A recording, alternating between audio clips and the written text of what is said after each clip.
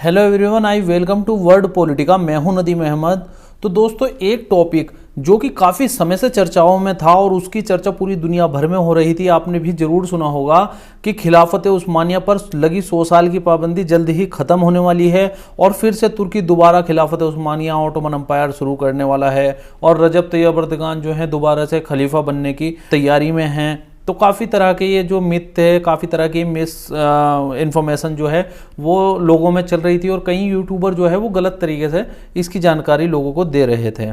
तो इस वीडियो में हम समझेंगे, क्योंकि 2023 आ चुका है। 2023 के अलावा जिस 24 तारीख को 24 जुलाई 1923 में ये जो संधि हुई थी जिसका नाम है लॉज़ेन ट्रीटी, तो जो लॉज़ेन मुआहिदा था तुर्की और ग्रीस के बीच में, जिसके जिम्मेदार थे British Empire, French Empire, Italy, Greece, Austria Hungary, कई एम्पायर और देश इसमें शामिल थे। तो ये काफ़ी फेमस ट्रीटी है। हालांकि जो मुआहिदे हैं, जो संधियां हैं, वो हर एक दूसरे देश में कहीं ना कहीं होती हैं, लेकिन ये जो ट्रीटी है स्पेशली ये काफ़ी फेमस ट्रीटी है। इसकी वजह भी है, वो हम आगे बात करेंगे। तो सबसे पहले इसके थोड़ा सा बैकग्राउंड को हम समझ लेते हैं। ये आप देख रहे हैं, ये है मौजूदा तुर्की आज का। ये आप देख सकते हैं इस मैप में, ये आज का मौजूदा तुर्की है। लेकिन अगर हम बात करें आज से एक सदी पहले की, तो ये तुर्की का जो अंपायर था वो कुछ इस तरीके का होता था। यानी कि आज जो मौजूदा तुर्की है वो इस नक्शे में यहाँ पर आपको मिलेगा। ये तुर्की का नक्शा है आज के समय। लेकिन जो तुर्की था पहले, उसमें इराक, सीरिया, फ़िलिस्तीन और ये सऊदी अरब का काफ़ी सारा हिस्सा, इधर इराक का हिस्सा, और ये आपका कुवैत, आपका जॉर्डन, मिस्र, लीबिया का काफ़ी सारा एरिया, इथियोपिया, एरिट्रिया, यहाँ तक कि सोमालिया तक का एरिया इसमें शामिल था। इसके अलावा लीबिया का ये ऊपर का हिस्सा, ट्यूनीसिया, अल्जीरिया का काफ़ी सारा एरिया, और इसके अलावा ग्रीस, बुल्गारिया और काफ़ी सारा जो क्षेत्र था वो ऑटोमन एम्पायर का पार्ट था। लेकिन इसके बाद में ये जो एम्पायर था ये तुर्कों ने बनाया था। यहाँ पर एक जगह थी अनातोलिया, इसे अनातोलिया कहा जाता है इतिहास में। ये अनातोलिया जगह से ही ये एम्पायर बना था। खिलाफत उस्मानिया बनाने वाले जो लोग हैं वो सब पहले सल्जूक एम्पायर का हिस्सा थे। सल्जूक सल्तनत थी, मुसलमानों की काफ़ी बड़ी सल्तनत थी, उसका हिस्सा थे। लेकिन उन्होंने बाद में सल्जूक सल्तनत से अलग अपनी एक सल्तनत बना ली और ये एक जो कबीले से निकलने वाले लोग थे, चरवाहे थे, उन्होंने ये सल्तनत बनाई थी। आपने अभी एक सीरियल आया था उस पर, अर्तुगरुल गाजी, काफ़ी फेमस सीरियल था, वो खिलाफत उस्मानिया पे ही बेस्ड था। तो ये आप समझ गए होंगे कि खिलाफत उस्मानिया जो थी वो किस किस क्षेत्र में, किन किन कॉन्टिनेंट में फैली हुई थी। ये एक और मैप है, इसमें आप देख सकते हैं। ये 1683 की खिलाफत उस्मानिया है। एक्चुअली क्या था कि कोई भी एम्पायर हो वो इतिहास में कभी बढ़ जाता था, कभी घट जाता था, क्योंकि जंगें चलती रहती थी। कभी कोई एरिया जीत जाते थे, कभी कोई एरिया हार जाते थे, जिसके कारण ये जो क्षेत्र थे वो घटते बढ़ते रहते थे। तो इस नक्शे में आप देख सकते हैं, जैसा कि अभी मैंने बताया, ये आपका तुर्की है, मौजूदा तुर्की। बाकी ये सारा क्षेत्र डायरेक्टली और इनडायरेक्टली ऑटोमन एम्पायर के कंट्रोल में था। तो ये आप समझ गए होंगे कि 1299 में ये एम्पायर शुरू हुआ। और ये जो मैप है, ये मैप है 1683 का, 1683 का। तो उस समय ये अपनी पीक पे था। लेकिन धीरे धीरे फिर जो सुल्तान खिलाफत उस्मानिया में आए वो काफ़ी कमज़ोर सुल्तान आए। उन्होंने इसे एक्सपेंड नहीं किया, बल्कि जो इस पे कंट्रोल था वो भी अपना बरकरार नहीं रख पाए। धीरे धीरे ये अपना कंट्रोल जो है वो गवाते गए और ये छोटा होता गया।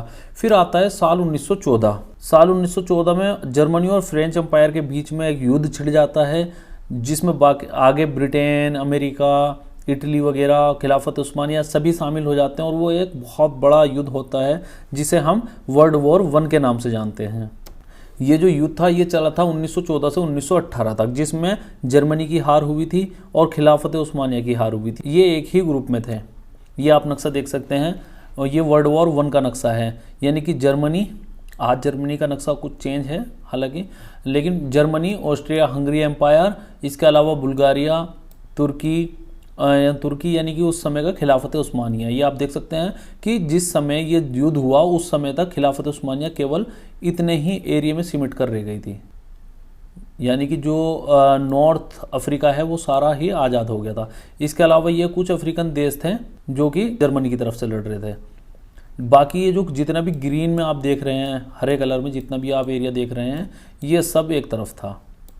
इसमें इंडिया, पाकिस्तान, बांग्लादेश, ये सब भी हैं, म्यांमार भी है। इसकी वजह यह है कि हमारी कोई डायरेक्टली जंग जर्मनी या खिलाफत उस्मानिया से नहीं थी, बल्कि हिंदुस्तान में तो खिलाफत उस्मानिया की सपोर्ट में खिलाफत आंदोलन भी हुआ था। इसकी वजह ये थी, हमारे भारत के हरे मैप में दिखाने की वजह यह है कि हम उस समय ब्रिटेन की कॉलोनी थे, ब्रिटेन का राज था हमारे भारत में। तो ब्रिटेन ने हमसे वादा किया था कि अगर आप जर्मनी के खिलाफ हमारा साथ देते हो तो हम आपको आज़ाद कर देंगे, जिसके चलते भारत पाकिस्तान के जो सैनिक थे उन्होंने ब्रिटेन का साथ दिया था। तो बहरहाल जर्मनी यानी कि जो ये वाला ग्रुप था, जर्मनी, बुल्गारिया, ऑस्ट्रिया हंगरी और खिलाफत उस्मानिया वाला, ये हार जाता है। और फाइनली साल 1918 में, और उसके बाद इस पूरे क्षेत्र पर फ्रांस और ब्रिटेन अपना अपना कब्जा बना लेते हैं और ये आपस में बांट लेते हैं। ये आप देख सकते हैं, ये थी सेंट्रल पावर्स। इनमें Austria Hungary Empire, German Empire और ओटोमन एम्पायर, ये तीनों बहुत ही बुरी तरह से इसमें हारे थे और तीनों ही काफ़ी हद तक टूट चुके थे। ऑस्ट्रिया हंगेरियन एम्पायर भी टूट गया था। आज के समय में ऑस्ट्रिया अलग देश है और हंगरी अलग देश है। ये एक मैप है उस समय का, 1920 का, यानी कि 1918 में फर्स्ट वर्ल्ड वॉर ख़त्म होता है और ये 1920 का है। तो जो तुर्की था उस टाइम का, ये आपका आप देख सकते हैं ओटोमन एम्पायर लिखा हुआ है। तो जो ओटोमन एम्पायर था वो एक्चुअली केवल इस क्षेत्र में सिमट कर रह गया था, यानी खिलाफत उस्मानिया जो है वो ख़त्म हो चुकी थी। ये जो क्षेत्र है केवल इतना बचा था तुर्की का, बाकी क्षेत्रों पर दूसरे लोगों का कब्जा हो गया था। कोन्या काफ़ी हद तक एक इंडिपेंडेंट राज्य बन गया था। इसके अलावा जो ग्रीस था, यूनान लगातार तुर्की की ज़मीन पर कब्जा करते जा रहा था। उसने इस्तांबुल का काफ़ी सारा क्षेत्र कब्जा लिया था, अंतालिया एरिया कब्जा लिया था। और ये छोटे छोटे जितने भी ये आइलैंड हैं उस समय सब ये खिलाफत उस्मानिया का हिस्सा थे, लेकिन धीरे धीरे ये सब ग्रीस ने कब्जा लिया और आज भी ये ग्रीस का ही पार्ट है। इसमें कुछ एरिया जो ये आप देख सकते हैं आइलैंड, ये इटली ने कब्जा लिए थे, लेकिन ये आज सब आइलैंड जो हैं वो ग्रीस का ही पार्ट है। इसके अलावा ये देख सकते हैं आप फ्रेंच जोन, ये फ्रेंच ने कंट्रोल कर लिया था। इसके अलावा ये जो आप देख रहे हैं फ्रेंच मैंडेट, इस पर पूरे पे फ्रेंच कंट्रोल था, फ्रांस का कब्जा था। और इधर ये देख रहे हैं, ये है इराक, आज का मौजूदा इराक, ये ब्रिटेन के कंट्रोल में था। और जो अर्मेनिया है, अगर आज के समय आप अर्मेनिया का मैप देखेंगे तो अर्मेनिया इतना सा है केवल, लेकिन उस समय आप देख सकते हैं कि अर्मेनिया ने भी कितना बड़ा एरिया अपने कंट्रोल में कर लिया था। ये आप देख सकते हैं, आज का अर्मेनिया का मौजूदा मैप है। अर्मेनिया केवल इतना सा है, लेकिन उस समय अर्मेनिया ने लगभग इतना बड़ा क्षेत्र अपने कंट्रोल में कर लिया था। जिस समय ये सब चल रहा था उस समय तुर्की में एक शख्स था जिसने तुर्की के लोगों को दोबारा खड़ा कर दिया। उस शख्स का नाम था कमाल पाशा। बाद में उसके नाम के आगे अतातुर्क लगा दिया, यानी तुर्कों का बाप। जैसे हमारे यहाँ पे हमारे देश के राष्ट्रपिता हैं महात्मा गांधी जी, उसी तरह से उन्हें अतातुर्क लगा दिया गया, अतातुर्क सरनेम लगा दिया गया। तो ये जो कमाल पाशा अतातुर्क थे, इन्होंने तुर्कों में एक बार फिर से देशभक्ति की भावना जगाई और दोबारा से एक सेना तैयार की, और उस सेना ने फिर दोबारा से अपने कंट्रोल में क्षेत्रों को लेना शुरू कर दिया। ग्रीस ने जो तुर्की का एरिया कब्जाया था उससे फिर वापस ले लिया, आर्मेनिया से काफ़ी एरिया वापस ले लिया। इसके अलावा इराक, सीरिया, बुल्गारिया जो भी था वो सारा एरिया काफ़ी हद तक इन्होंने वापस ले लिया। फिर उसके बाद में एक ट्रीटी होती है, उस ट्रीटी का नाम था ट्रीटी ऑफ सेवरेस। और ये ट्रीटी हुई थी एक्चुअली ग्रीस और तुर्की के बीच में। उस समय तक ग्रीस आप ये देख सकते हैं यहाँ तक था, यानी कि इस्तांबुल, केवल इतना सा इस्तांबुल ही तुर्की के कब्जे में था। बाकी जो आज का मौजूदा इस्तांबुल है वो यहाँ पे है, तो इस पे भी काफ़ी हद तक ग्रीस का कब्जा था। लेकिन ये ट्रीटी हुई 1920 में। लेकिन उसके बाद ग्रीस और तुर्की के बीच ये लड़ाई लगातार चलती रही। तो फ्रेंच और ब्रिटेन एम्पायर ने सोचा कि ये लड़ाई तो लगातार चलती रहेगी, कभी ख़त्म ही नहीं होगी लड़ाई, इसलिए हम एक काम करते हैं, एक डील करते हैं। तो इन्होंने कमाल पाशा अतातुर्क के साथ में French empire, Britain empire, Greece, Austria Hungaria, Bulgaria, इन सब ने मिलकर एक ट्रीटी साइन करी, जिस ट्रीटी का नाम था ट्रीटी ऑफ लॉजेन। और ये ट्रीटी साइन हुई थी फाइनली 24 जुलाई 1923 को। और ये ही दुनिया की सबसे फेमस ट्रीटी है, क्योंकि इस ट्रीटी के तहत खिलाफत उस्मानिया पर पूर्ण रूप से बैन लगा दिया गया। तुर्की की जो बाउंड्री इस ट्रीटी के अकॉर्डिंग फिक्स की गई थी उसके बाहर तुर्की एक्सपेंड नहीं कर सकता था। इसके अलावा जो ब्लैक सी है, ये आप देख सकते हैं तुर्की की साइड में ये ब्लैक सी है, और ब्लैक सी में कई देश जो हैं वो ब्लैक सी से ही अपना आयात निर्यात करते हैं। और यहाँ एक बारीक सी स्ट्रेट है जिसे कहा जाता है फॉस्फोरस स्ट्रेट। ये इस्तांबुल शहर में आपको मिलेगी तुर्की के। यहीं से गुजर के ये लोग ब्लैक सी में जाते हैं, यानी ये मेडिटेरियन सी हो गया पूरा और ये ब्लैक सी हो गया। तो यहाँ जाने के लिए केवल एक यही रूट है जिससे ब्लैक सी में जा सकते हैं। अब उस समय क्या हुआ था कि ब्लैक सी में काफ़ी हथियार जाते थे, वहाँ पर रसिया था और रोमेनिया था, यूक्रेन था आज का, जो कि उस समय सोवियत यूनियन का हिस्सा थे। यहाँ पर वेस्ट वर्ल्ड ने काफ़ी हद तक इस ब्लैक सी को ओपन रखा, यानी कि कभी भी वेस्ट वर्ल्ड के जो देश थे वो यहाँ पर हथियार ले जा सकते थे और उसमें तुर्की किसी भी प्रकार का कोई इंटरफेयर नहीं कर सकता था इस ट्रीटी के अकॉर्डिंग। तो ये आप देख सकते हैं, इसमें इस ट्रीटी के बारे में सब कुछ लिखा हुआ है। ये एक पीस ट्रीटी थी 1922 से 1923 के बीच में और ये साइन हुई थी आपकी 24 जुलाई 1923 को। इस ट्रीटी का जो हिस्सा थे उनमें तुर्की, फ्रेंच एम्पायर और British Empire, Kingdom of Italy, Japan, Kingdom of Greece, Kingdom of Serbia, Kingdom of Romania, ये सब शामिल थे। इसकी लोकेशन जो थी, यानी कि जहाँ पर ये साइन हुई थी वो स्विट्ज़रलैंड में साइन हुई थी। स्विट्ज़रलैंड का एक शहर है लॉजेन, तो उसी शहर के नाम पे ये ट्रीटी का नाम रखा गया है, ट्रीटी ऑफ लॉजेन। और 6 अगस्त 1924 को ये इफेक्टिव हुई थी, यानी 6 अगस्त 1924 से लागू हुई थई। तो 23 जुलाई 2023 को इसको 100 साल हो चुके हैं साइन हुए, जबकि अभी कुछ दिन बाद, आने वाले 10 दिन बाद ये ट्रीटी को लागू हुए 100 साल पूरे हो जाएंगे। अब इस ट्रीटी को लेकर जो तुर्की है, तुर्की ने काफ़ी तरह के मिस इन्फॉर्मेशन दुनिया भर में फैलाई है। जैसे तुर्की ने लोगों को बताया कि तो इस ट्रीटी के 100 साल पूरे होने के बाद ये ट्रीटी ख़त्म हो जाएगी, फिर उसके बाद ब्लैक सी में जो भी रिसोर्सेज हैं उनकी ड्रिलिंग तुर्की कर सकेगा। इसके अलावा तुर्की हथियार बना सकेगा, अपने जो क्षेत्र में पेट्रोल है उसकी ड्रिलिंग तुर्की कर सकेगा, खिलाफत उस्मानिया दोबारा से बना सकेगा, इस्तांबुल स्ट्रेट से पैसा ले सकेगा, जो भी यहाँ से जहाज़ निकल उन पे चार्ज लगा सकेगा, एक्सेट्रा। तो ये सारी चीज़ें तुर्की ने चलाई हैं और ये काफ़ी हद तक दुनिया में चल भी गई है। अभी इस ट्रीटी को 100 साल पूरे हो चुके हैं, तो अब आप देख सकते हैं कि तुर्की क्या ही इसमें करेगा, वो आप अभी देख सकते हैं। तो ये आप देख सकते हैं, ये बॉस्फोरस कैनाल, ये पुरानी है जहाँ से निकलते हैं, लेकिन तुर्की अब इस्तांबुल कैनाल और बना रहा है, यानी कि ये जो इस्तांबुल कैनाल होगी इससे केवल आप जा सकते हैं ब्लैक सी में।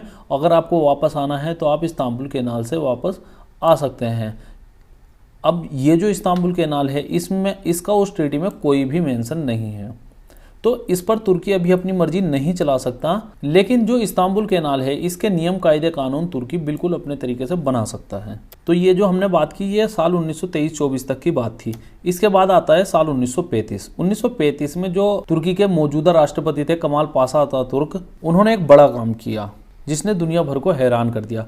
और वो काम ये था कि कमाल पाशा अतातुर्क ने 1935 में इस्तांबुल में मौजूद एक मस्जिद जिसका नाम है हागिया सोफिया मस्जिद, जो काफ़ी फेमस मस्जिद है। ये एक्चुअली 1453 से पहले एक चर्च था। ये जो आप स्क्रीन पर मस्जिद देख रहे हैं ये 1453 से पहले एक चर्च था, लेकिन जिस समय इस्तांबुल फतेह किया तुर्कों ने उस समय इस चर्च को मस्जिद में बदल दिया था। ये मोहम्मद फातेह ने किया था 1453 ईस्वी में।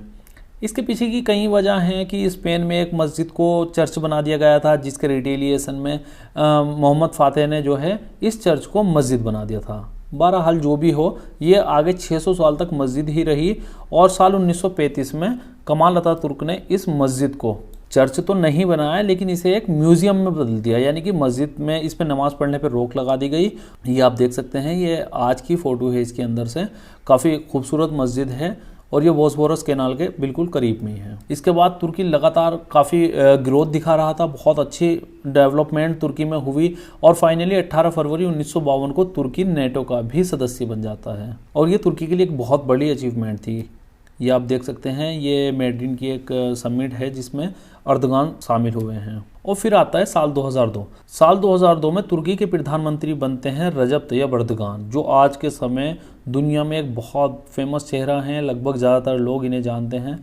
तो ये जो अर्दगान हैं ये तुर्की को बिल्कुल ट्रांसफॉर्म करने की कोशिश कर रहे हैं और ये काफ़ी हद तक ट्रांसफॉर्म कर भी चुके हैं तुर्की को।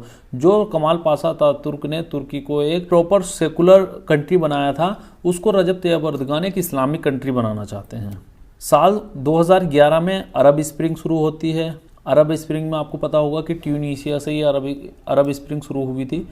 उसके बाद में कई अरब देशों में तख्ता पलट हुआ, जैसे अल्जीरिया, लीबिया और इजिप्ट, सीरिया, इराक, इसके अलावा यमन, कई देशों में इसका असर देखने को मिला। तो ये जो अरब स्प्रिंग थी एक्चुअली तुर्की ने, ये तुर्की आप देख सकते हैं, तो ये तुर्की ने इस अरब स्प्रिंग में जो प्रोटेस्टर्स थे स्पेशली उनका साथ दिया, जिसके चलते सऊदी अरब और यूएई, ओमान, इजिप्ट, ये कई जो देश थे वो तुर्की के राष्ट्रपति रजब तैयब अर्दगान के खिलाफ हो जाते हैं, जिसके बाद में तुर्की और गल्फ कंट्रीज़ के स्पेशली रिश्ते बहुत ज़्यादा ख़राब हो जाते हैं।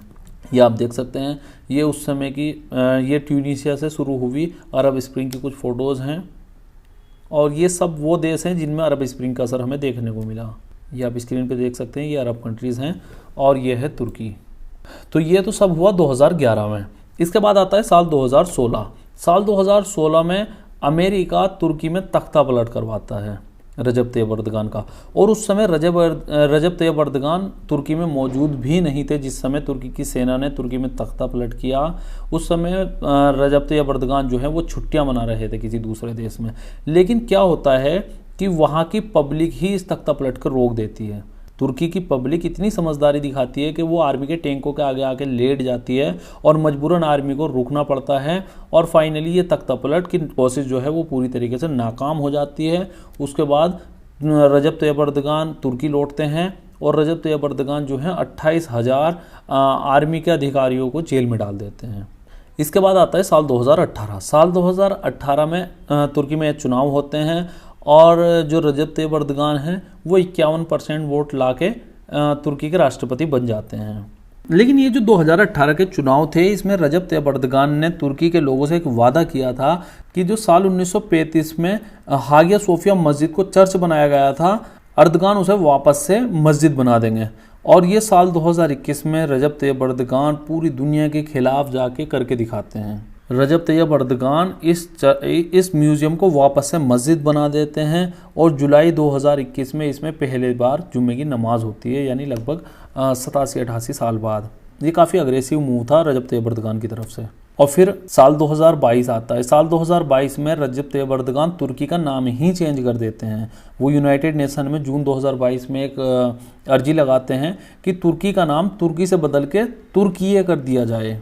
अब उसके पीछे जो भी वजह रही होगी, कई लोग इसके पीछे की अपनी अपनी तरीके से वजह बताते हैं, लेकिन जो भी रही होगी, बहरहाल जून 2022 में तुर्की का नाम बदलकर तुर्कीये हो गया है। तो अब हम इसे तुर्कीये ही कहेंगे।